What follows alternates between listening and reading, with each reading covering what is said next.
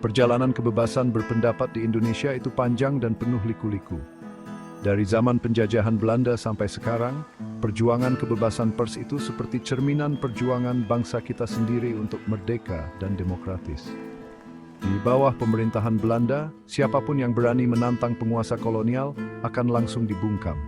Tapi bahkan pada saat itu ada orang-orang berani seperti Soewardi Soerdjaningrat, yang kita kenal dengan nama penaki Hajar Dewantara, yang menggunakan kata-kata sebagai senjata melawan penindasan. Tulisan-tulisannya, termasuk yang sangat menyentuh hati, Als ik een Nederlander was, jika aku seorang Belanda, membakar semangat perlawanan. Ini bukan sekadar kata-kata di atas kertas. Ini adalah benih-benih perlawanan yang ditanam di hati rakyat Indonesia. Keinginan untuk kebebasan berekspresi, untuk hak bicara kebenaran kepada penguasa, menjadi sangat terkait dengan gerakan kemerdekaan yang sedang berkembang. Era pasca kemerdekaan membawa secercah harapan. Para pendiri bangsa Indonesia menyadari peran penting pers yang bebas dalam demokrasi yang baru lahir. Namun, harapan ini rapuh, sering diuji dan ditekan di sepanjang lanskap politik bangsa yang bergejolak. Pers punya peran ganda dalam demokrasi yang sehat. Pers itu seperti anjing penjaga yang selalu mengawasi orang-orang yang berkuasa dan meminta pertanggungjawaban atas tindakan mereka. Peran ini penting untuk transparansi dan pemerintahan yang baik, memastikan suara-suara yang terpinggirkan didengar dan penyalahgunaan kekuasaan diungkap. Di saat yang sama, pers juga seperti megafon yang memperkuat suara rakyat dan memfasilitasi wacana publik yang hidup. Pers menyediakan platform untuk berbagai perspektif, mendorong masyarakat yang terinformasi untuk terlibat dalam debat yang berarti tentang isu-isu yang berdampak langsung pada kehidupan mereka. Pertukaran ide secara bebas ini adalah sumber kehidupan demokrasi yang berkembang. Namun, kebebasan yang esensial ini seringkali terancam, terutama selama rezim Orde Baru di bawah Presiden Soeharto. Suara-suara kritis dibungkam melalui intimidasi, sensor, bahkan kekerasan. Pers seringkali menjadi corong pemerintah. Perannya sebagai pengawas sangat dibatasi.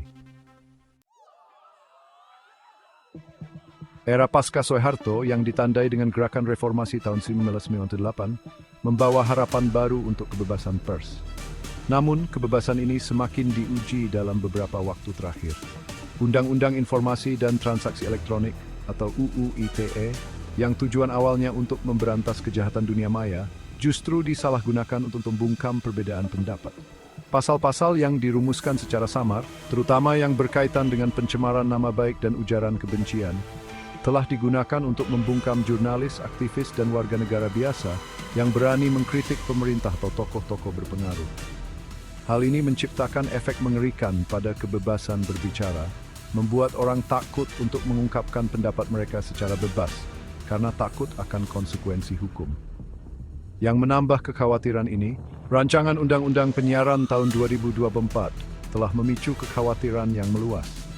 Kritikus berpendapat bahwa RUU ini, jika disahkan, akan menjadi langkah mundur yang signifikan bagi kebebasan pers di Indonesia. Mereka menyoroti pasal-pasal yang memberikan kontrol berlebihan atas konten media, yang berpotensi memungkinkan sensor dan membatasi jurnalisme investigasi. Respon publik terhadap Rancangan Undang-Undang Penyiaran tahun 2024 cepat dan tegas. Jurnalis, aktivis, akademisi, dan warga negara dari semua lapisan masyarakat telah bersuara bersama, mengakui RUU ini sebagai ancaman langsung terhadap hak-hak demokrasi mereka. Protes meletus di seluruh negeri, dengan orang-orang turun ke jalan dan platform online untuk mengungkapkan ketidakpuasan mereka. Gelombang penolakan ini bukan hanya tentang membela hak-hak jurnalis. Ini tentang melindungi pilar fundamental demokrasi Indonesia. Pers yang bebas dan independen sangat penting untuk meminta pertanggungjawaban kekuasaan, memastikan transparansi, dan memberikan suara kepada yang tidak bersuara. Rakyat Indonesia memahami hal ini, dan mereka bertekad untuk melindungi kebebasan yang vital ini.